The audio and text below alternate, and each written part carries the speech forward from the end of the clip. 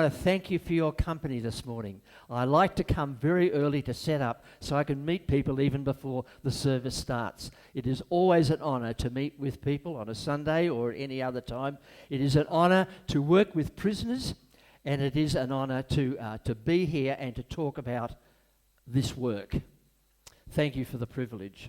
I'm actually an Anglican pastor. Is that all right? Oh, good. I'm married to Wendy. I have 3 children, 4 grandchildren, and I live in Kilsyth, and I attend the Vineyard Church in Mount Evelyn. Now, 10 years ago, I wouldn't have given a rat's thought to any prisoner. I didn't even think that the prison world existed. And then I met a guy called David Greer. David Greer had been visiting prisoners for, maybe 5 or 6 years by then. And he wanted a new partner to visit prisons with him. So I prayed about it, and I thought, in the end, that was a great thing to do, even though I hadn't had much background in prison life or prison work or prison thinking at all. So it was wonderful. And I spent 2 years in the Melbourne Assessment Prison, right in the city there near the Southern Cross Station, where everybody goes in to be assessed and allocated to any of 15 prisons in Victoria. So that was a great honour and a great privilege. And today, now, instead of not giving a rat's thought to them, I have a commitment to their lives, to their reclamation, and to their restoration. And I'm excited about the stories that I hear that happen to and with prisoners. We might have a change of government every 3 years, but I know we don't need to have a change of attitude every 3 years, do we? We can change our attitudes every single day. And at the age of nearly 80, I'm excited by what the Lord has in front of me in terms of doing what I'm doing now with my family and so many other things in my life, especially in theatre. Now, there's one thing I want you to keep in mind as I speak this morning. In the back of your minds, I want you to think about this fact, that prisoners are in pain, deep pain all the time, whether they are aware of it or not. They're in pain, like we are, right? As the Lord was, and in sacred pain, He is for us as well. Now, I'd like you to meet Pam. Pam was brought up in a place where her father was an alcoholic, and he constantly beat her, tormented her, violated her for all of the early years of her life until she was 15 years of age. And he so violated her that she couldn't bear it any longer, and yet he would continually say to her, if you intervene in my fights with your mother, you will be beaten as well. Can you imagine that? You imagine the fears in her life for those first 15 years. Her whole life was scuttled, absolutely scuttled, and she had no idea what she could do. There was so much torment and fear and violence in that life. At the age of 15, can you guess what she did? She ran away. Of course she would. She ran away, and she joined a gang, right? Now, there are advantages in being in a gang, aren't there? Right? She belonged, right? She was protected. She had a goal, right? A purpose, which was to go out and beat other people before they beat her, right? Violence to the face, right? So you can imagine, can't you? Here she is, covered in bruises and tattoos and scars of all kinds. She came to the point in her cell one evening where she knew she could go no lower. She had reached the bottom of the barrel, right? In the pits. Lots of ways of describing it. There she was. She didn't know what else to do except to pray. Now, because she's at the bottom of the barrel, we know, but she didn't, that the Lord's going down a mine is a gold mine for Him, right? He loves going down into the pits and rescuing people and bringing them up out of the dark holes into the light of His life, so they can sit at His table rather than just scratching away at the bottom of her cell. So she said, God, if you're real, I need you to be real. Show me right now. Didn't know who she was praying to even. Not really, did she? And yet in an act of faith, she prayed for God to bring something into her life to save her. She knew she was doing that. And this is what she prayed, and I'd like you to close your eyes and hear this prayer. It was like I was standing under a waterfall, and everything dirty was being washed away, and I was clean, really clean, for the first time in my life. I'm not afraid anymore. God's got my back now. He brought me to prison, and now I'm free. What irony is that? Open your eyes to that. Now just imagine, for 35 years as it turned out, because she was in prison 5 times, right, released 5 times, joined 5 gangs, right? So here she is now, at one end of her life, for 35 years, torment, fear, violence, all of that, and then on one night, in just a few minutes, she finds freedom and new life in Jesus Christ. That is the God we worship. That is why you're here today, right? It's wonderful, isn't it?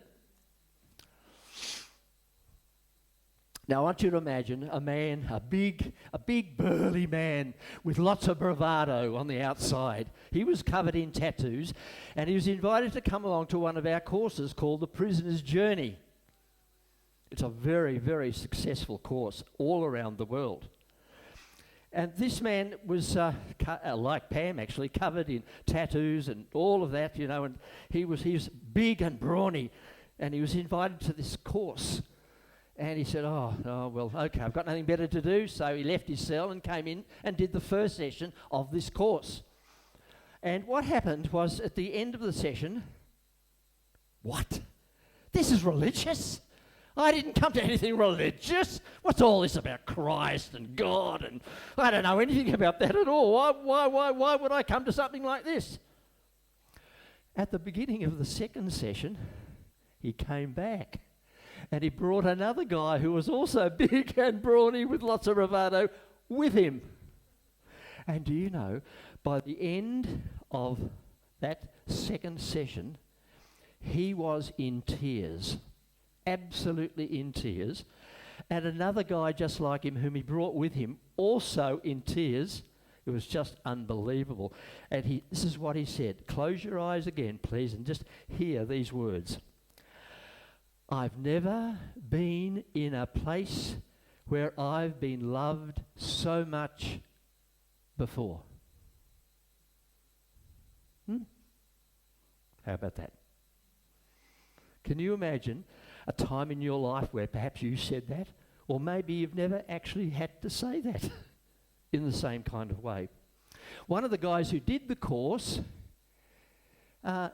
when he was released from prison, he decided to do the visitors training course and come back into prison again as a visiting speaker, right, to reach other prisoners so that God could through him lead them to the Lord. And he said, I was turned into a person I had never been before. I used to be the shyest of people, let me tell you, really shy. I did not have a girlfriend until I was in my mid-20s. I hardly dared to even talk to a girl. Look at me now, and I'm nearly 80, and I tell you, I'm looking forward to the next 10 years, Lord willing, like no other decade in my life. Turned into a person I'd never been before and never knew I could become. You pray that, I'm going to become, on earth at least, right, a person I don't really know that well yet. Right? Think about that and pray about that one. Now, this Prisoner's Journey course was so successful, and I'll tell you why. There was something in common between Jesus and many prisoners. Despised, rejected, betrayed, accused, arrested, tried, sentenced, punished, a life lost. Then, at the end of the story, realizes that the life lost becomes a life gained through the resurrection of the one that the prisoners could identify with. Oh, he knows. He knew what it was like to go through all of the things that I have. We have thousands of prisoners around the world becoming Christians through this course. Isn't that exciting? I was a master, a political hardball, able to manipulate and execute the dirty tricks that often come with the political process. Ring a bell, by the way, last 6 weeks. I was truly a nasty piece of work. Anyone know who I'm speaking of? Chuck Colson.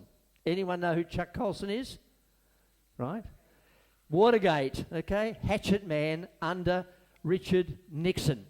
He was his main guy to do all the dirty work, right? That Nixon wanted to have done. He knew, though, that there was something wrong with his life.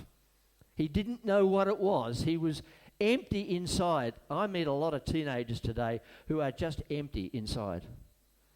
They just don't know what life's about. They're empty. They're just, life is like a vacuum that hasn't been filled with anything yet or anyone yet. So he gets into his car one night and he prays. And he gives his life to God, to Jesus Christ. In the car. How many great things happen to you in cars? Yes, okay. So he gets into his car as Nixon's man and gets out of it Christ's man. Just in a few minutes. Isn't it exciting, don't you think?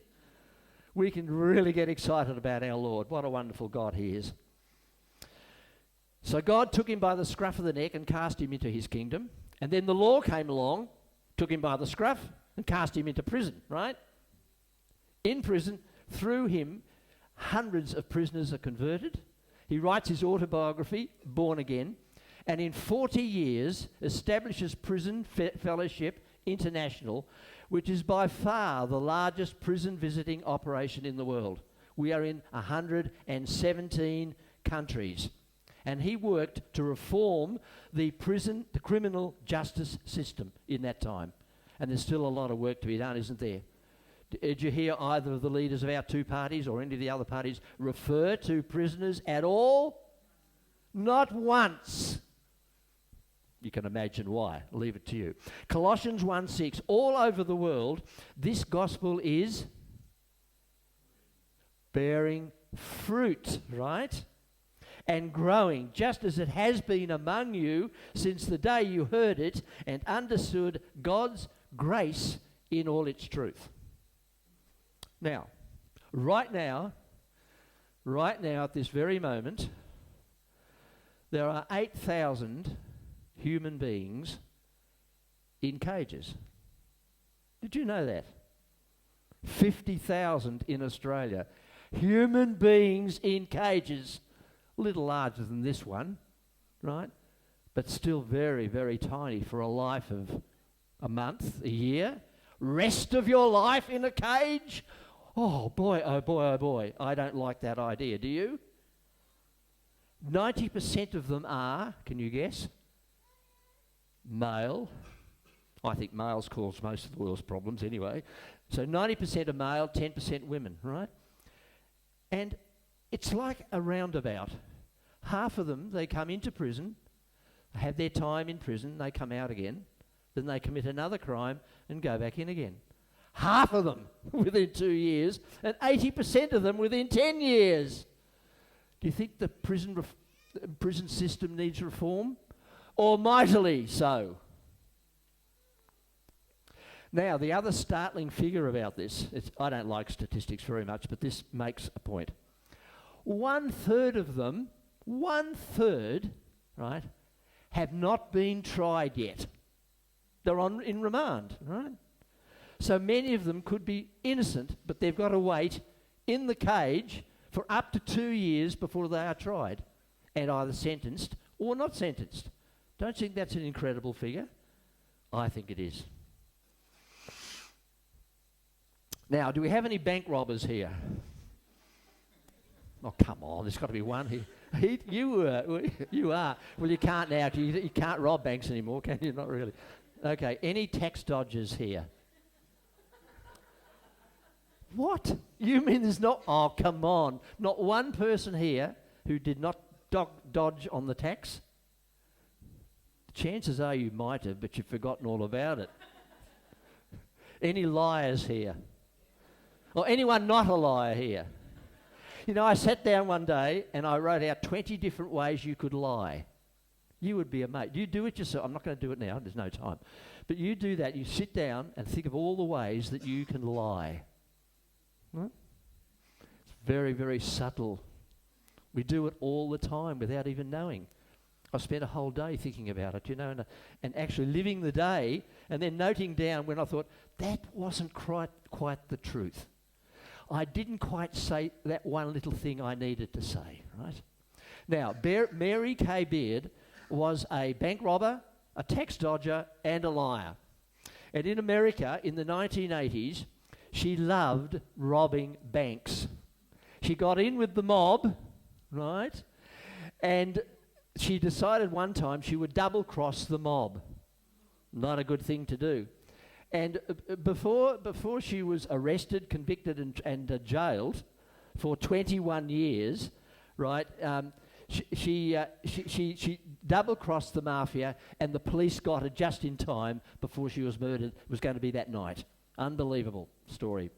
So there she was, 21 years in an American jail. That's a long time, isn't it?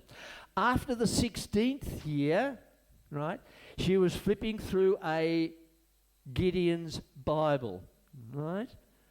And she reached chapter 36. And she started to read it. Now, as you know, or might not know yet, the prophet Ezekiel, it was declaring God's promises to Israel to restore Israel after their return of, what would you call it, the exiles from Babylon, okay? And it's amazing how the Lord brought her to this particular verse. I will give you a new heart, right, and put a new spirit within you. Isn't that the gospel in a nutshell?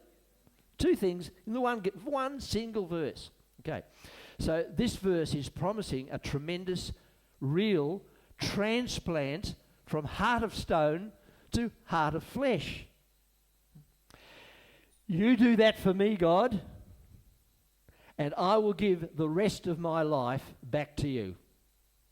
What a prayer. Can you imagine going home and doing that today? Lord, I give the rest of my life back to you to do whatever you want to do, things that perhaps I've never known to happen in my life before, and to be ready for it like this woman was. And at the time of the prayer, she knew nothing about God at all. She just read the verse and that was it. So what did she do while she was in prison?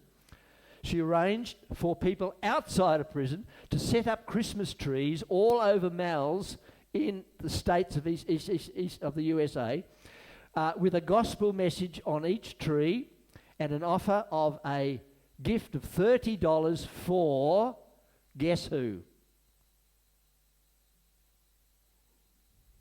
Why would she ask people to give $30 as a gift for? No, not Bibles. The families of prisoners. The children of prisoners, so that each Christmas a child, most of whom had never received a gift before, would receive one. And in Victoria alone, we give 1,000 gifts to children of prisoners, right, every year. And we love doing it. We just think it's an exciting thing. And many children do actually say, I don't know, I've never known what a gift is. So families and children do time. We often think of the prisoners, and they're doing time, of course, but we don't think of the families. We spent a lot of time visiting them during COVID, during the pandemic. Huge number of families visited because we couldn't visit the prisoners. We could only write letters to them, which we did in a big scale. Now, for most of us, this is just an ordinary bag of bickies, right? You open the bickies, and within a couple of days, they're all gone, right? But you give a bag like this to a prisoner, and all 8,000 in Victoria received a bag of 10 biscuits. So every Easter, every prisoner in Victoria, and it happens right through Australia, gets a bag of biscuits. So how many biscuits have to be baked in church kitchens and homes and so on? Can you work it out?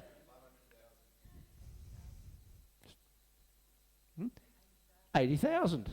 8,000 prisoners. 8,000 prisoners. And 10 biscuits. I didn't tell you there were 10 in each bag, did I? Did I tell you that? I did tell you. 80,000 biscuits. It takes a long time. We found it really hard to do it this year, but we finally got it about. Now, what do they say when they get a bag of biscuits? Oh, that's nice. Thank you very much indeed. That's really nice. Tastes good. No. Some of them, they describe, many of them, what they actually did. They said, oh, I'm not going to open this yet. I'm going to wait for a bit. I'll have one tomorrow. And some of them eat the biscuits over quite a long period of time. And they look at these biscuits and they're saying to the givers, they're saying, why are you doing this? Why would you spend time with us, lowest on the ladder in human society, right? Why aren't you out there doing all the things you surely would prefer to do? So it's a gift of love, and the prisoners ask, why? Then you can talk about Jesus, but not until they ask. We don't proselytize. Fair enough? Okay. So it's a symbolic act. Symbolic, isn't it? You think of all the symbolic acts that you do in your life, or things you do but you don't realise they're symbolic. You think about that one. Okay. Now, anyone here know of a murdered person?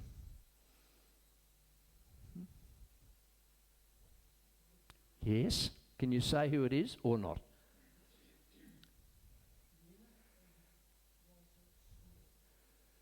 Winner and Walter couple. Okay. Right. Thank you for that. Is there anyone else who knows of a murdered person?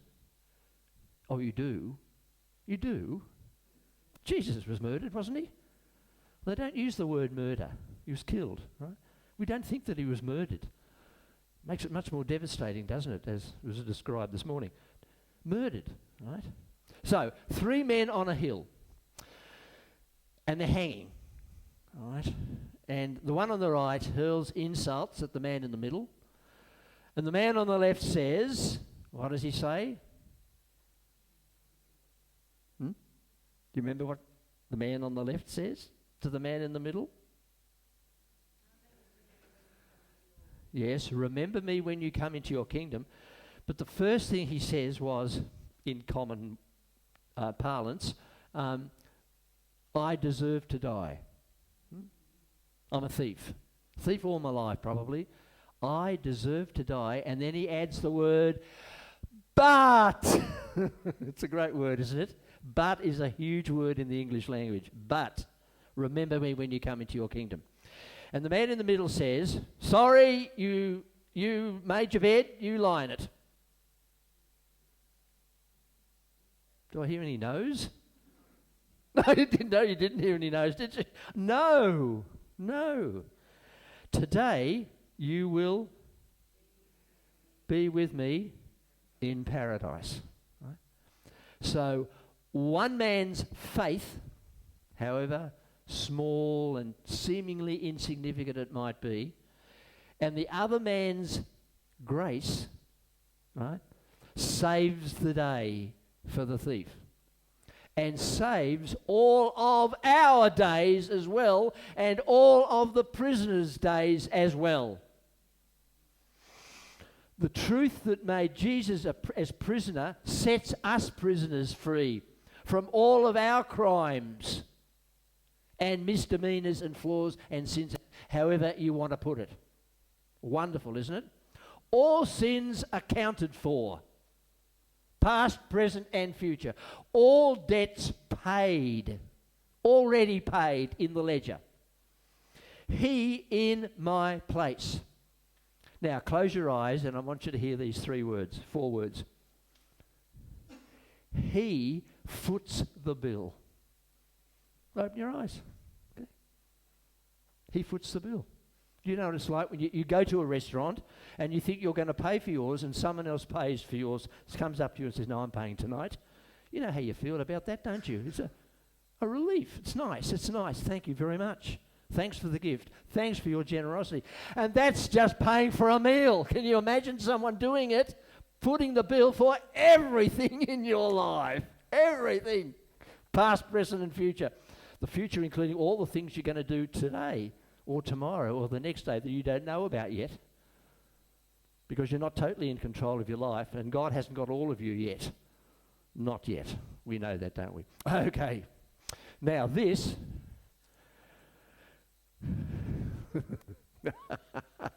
this is a big bad ball. It's a wrecking ball, okay? And this wrecking ball loves to go down alleyways and knock down some pins, okay? And you know, we all have our pins, and prisoners certainly have their pins, all right? So I'm going to throw that along there. Now, here we go. Okay, the first throw of our big bad ball is childhood dysfunction. And we could go on to poor education, bad company, and peer pressure. Put those two things together. That leads into almost inevitably drugs and drink, the two Ds. We could go on then to criminal cycles of generations. Criminal families produce criminals, right? So we go on. Mental damage, yes. Genetics, maybe. Poor choices. Poverty, whatever they are. In the end, all of the pins have been knocked down. You imagine. Now, all of us have probably had a few pins pushed down, haven't we? Knocked down, 3, 4, maybe more than that. So we know a bit of what it's like, but most of us probably don't know what it's like to have 10 pins knocked down, do we? You pray to put yourself in the place where that might have been true for you, to have everything knocked down. You have no hope, nothing in the world that you can enjoy, no real friendships, and so on and so on and so on. Okay, imagine that. So we are in the business, in Prison Fellowship, if you can call it business, in the ministry of putting the pins back up again, right? What an exciting piece of work that is, and the conversations you can have. All right, up they go again, the pins. Well, what are some of them? Well, some prisoners, criminals, actually face their victims across a table. Not an easy thing to do. In fact, most of them can't cope with that on either side of the table. Right? So that's one thing. Works sometimes, and when it does, it's amazing. The second one is to experience forgiveness. Now, do you know a lot of criminals have never heard of the word forgiveness? They've never heard of hope, grace, faith. Dozens of words that belong to the Christian faith that they have never even heard of. And so if they don't have language, they're unable to think about what they can think about. You have to have words to think and to feel and to express yourself. So forgiveness. Let me ask you to give you an idea of what it's like. Do you know what woke means? How many of you have heard of the word woke? It's eating away at our liberal democracy, let me tell you. But you see, until a few months ago, I didn't know what woke is.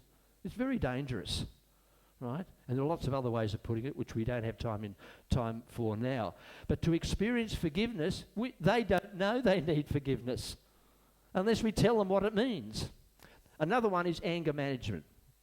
Do you lose your anger easily? Maybe not so much with the Lord in your life, maybe. I'm angry with a lot of things, and it's righteous anger, let me tell you. I'm angry with Putin, aren't you? Really angry with Putin. And many other world leaders maybe, right? And it's righteous anger. It is righteous anger. But these prisoners are angry. Some people have never heard of Putin, for instance. Never heard of him. Some prisoners have never heard of him. But anger management, managing your anger, knowing how to use it in really productive ways, and all of that, okay? And many other things. Things they've got to do in terms of their mental health. Hopefully our new government will spend a lot of time looking at the whole question of mental health and everything that goes with that, healing and so on and so on. Developing character traits.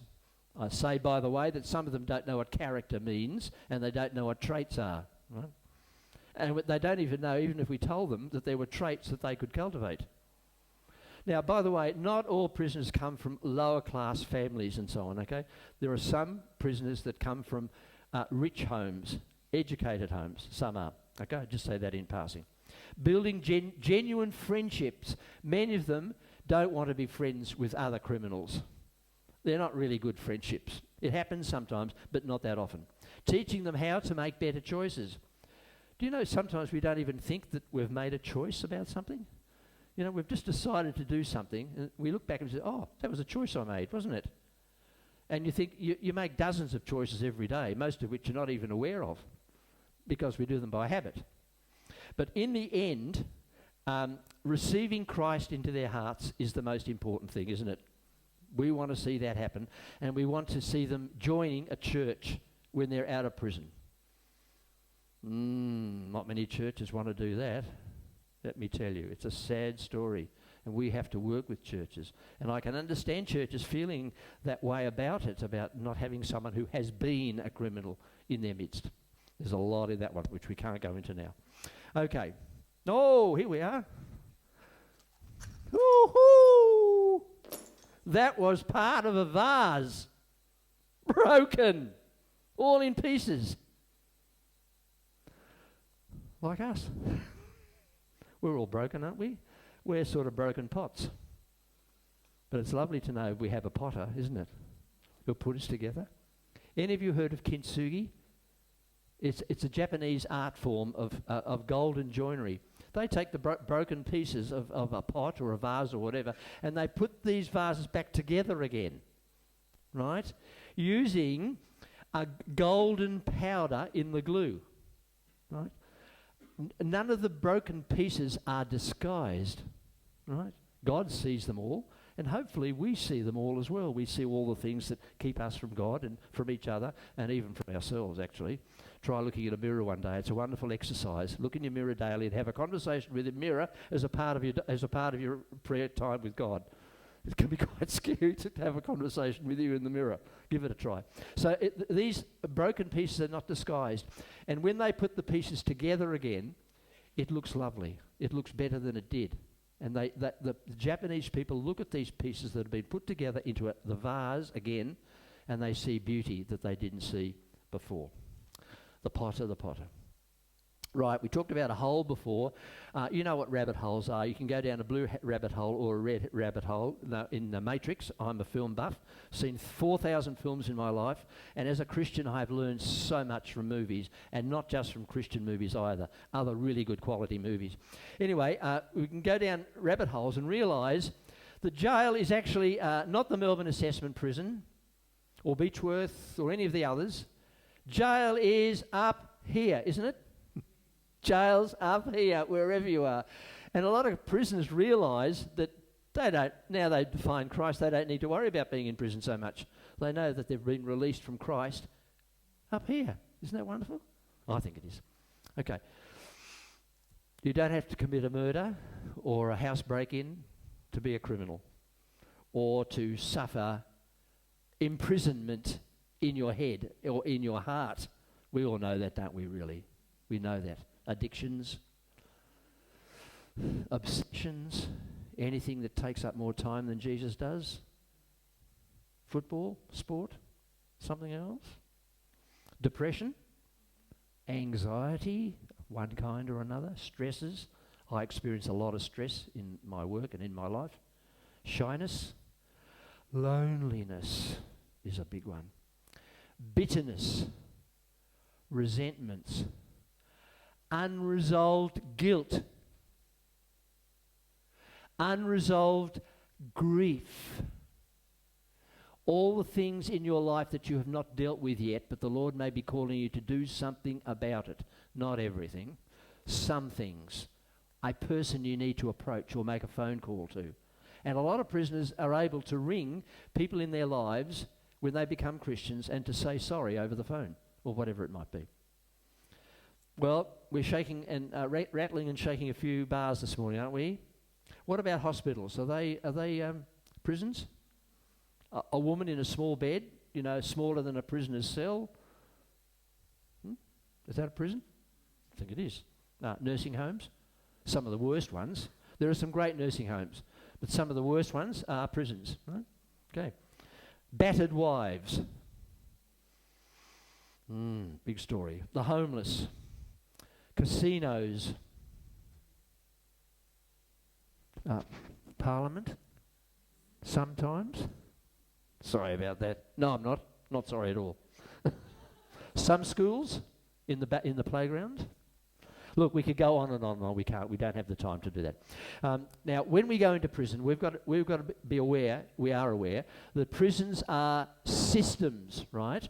They are power-centered, and everything about prisons has to do with security and safety and routines. They're the fundamentals of all, not all, most prisons. Some of the regional prisons, not quite as strict. Okay, very bureaucratic and very, very hierarchical. Okay, but we go as guests, right? And as guests, we come to be accepted by Corrections Victoria, and much of Corrections Victoria is on our side. They can see that the good that we are doing in prisons by befriending prisoners, which is great. So compliance, godly wisdom, support of Corrections Victoria, and a non-proselytising approach. Those four things enable us to work creatively within the limitations that we have, right? In order, whether we're working with one person or a group or outside prison, inside prison, wherever it might be. And the results come and the Lord really changes lives. And at the heart of it, this is what it's all really about. Okay, first of all, I'm a prisoner, all right? And you're looking at me as a prisoner. Now, I don't know how you would think, and I'm not going to ask you what you would think about me as a prisoner. Is there a single word that would come into your mind? Don't tell me what it is. Turn it around. This time, I'm a prison fellowship visitor, right? And you're all prisoners, okay? So I decide to come into the prison as I'm allowed, and I might go up to a prisoner, sort of, and I might go up to him and say, can we be friends?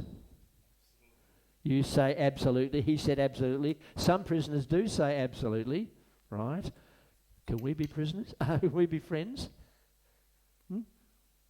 What are you saying? Yes. You're saying yes too, are you? Well, that can be the start of a great relationship, a great friendship, which may not always last long because the next week the prisoner may have been sent off to another prison. All right? Can we be friends, Adam? Sure, okay. Anyone have a different answer? Can we be friends? We can. A lot say no. We've got to be ready for that. We've got to sense whether they might say no or not. So some do. They say, no, I don't want to. But later on they do. Maybe another visit. Right? Some are not sure. And that's understandable, isn't it? They want time to think about, who is this man? He's not one of us, and yet he's here rather than down by the beach, watching a movie, whatever.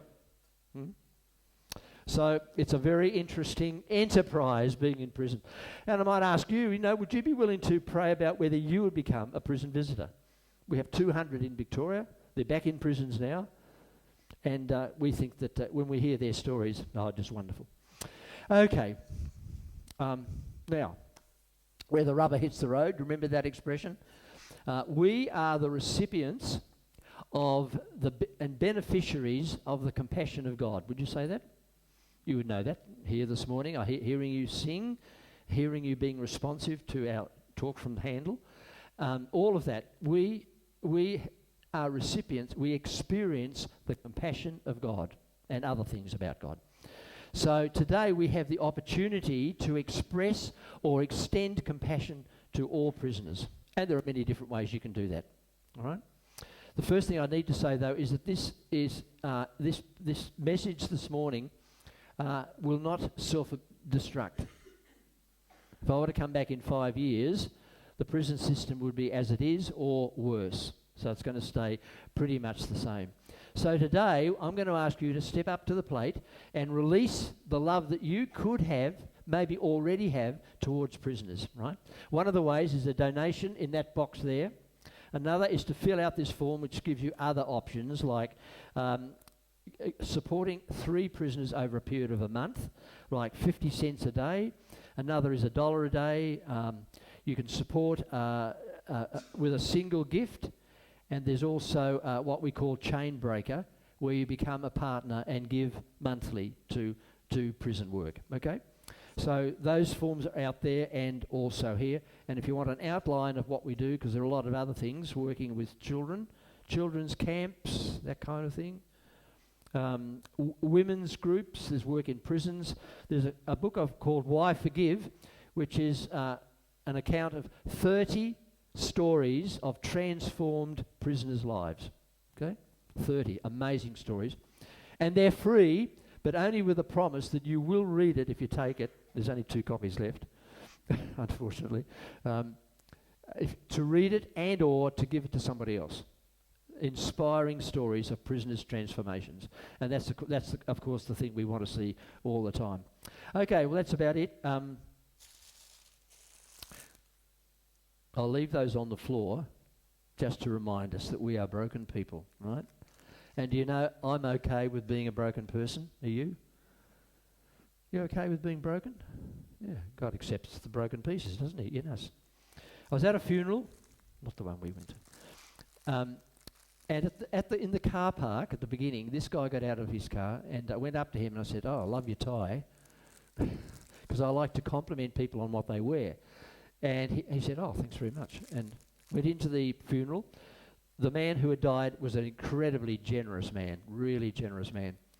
And the eulogies, spoke about this guy's generosity so much.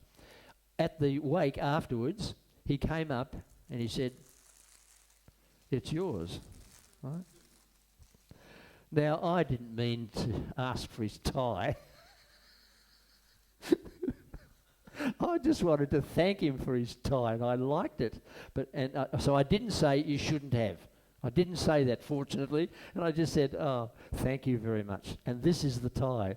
You mightn't like it. I love it. I like wearing colourful, really colourful clothing, actually." And so it's a beautiful time. It reminded me how Jesus calls us to be generous and gracious and grateful. There's 3 of them, right? I want to be more like that. Gracious, grateful, and generous. Don't you? In whatever ways you can. Can we thank Ian Whitehill?